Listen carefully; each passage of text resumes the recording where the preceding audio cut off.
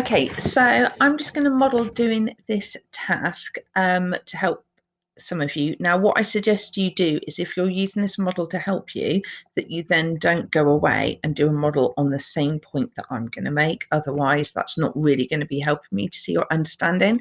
What I am going to do is I'm going to do a Pell versus Pell on structure, because I think that that's quite a tricky thing to do. And actually, that might be a good model for many of you going for those higher marks. But also the process will still help those of you who are perhaps not going for the band 4, band 5, but are perhaps struggling with just how to write a Pell comparison. Okay, so I'm going to take the last sentence starter to get me going. So the structure of the poems is vastly different. Okay, that's fine as an opening sentence. So sonnet 43 uses a traditional sonnet form to present a traditional form of love. So I'm not using a quote. My evidence is the fact that a sonnet structure has been used. So this use of the sonnet reflects not only the earlier era of EBB's writing, also the traditional and possibly cliched way she was in love with Robert. Okay. Oh, just noticed I've got use twice. Okay, so I've got my point. The structure of the poems is vastly different. I've got my evidence, the reference to the traditional sonnet form. I've got my what that means. So this use of the sonnet reflects and also shows that traditional and possible cliched way. So that's my analysis.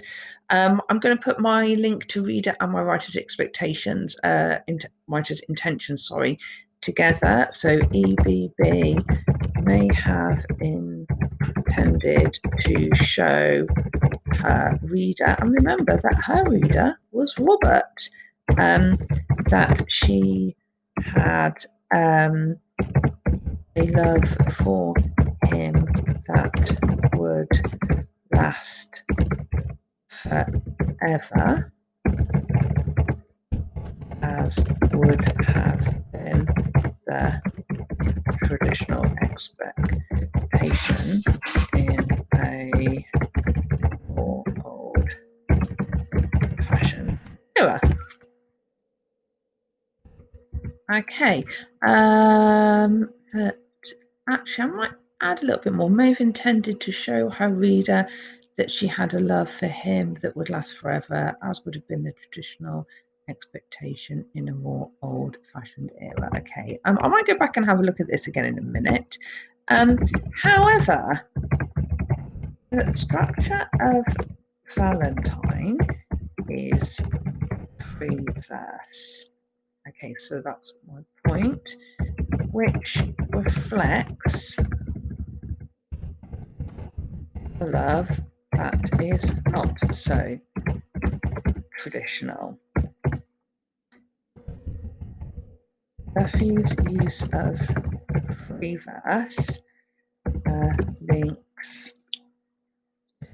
to how this love does not seem to be a regular sort of love, supported by the rejection of traditional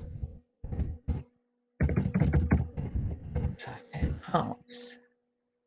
So we've got, and obviously I'm constantly looking back and seeing if there's any spag that I can change. So my point is that it uses free verse, which reflects a love that perhaps isn't so traditional.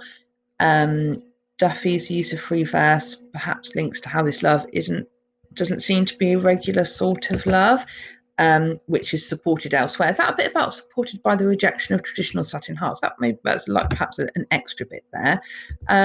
This love does not seem to be a regular sort of love, and so does not follow a regular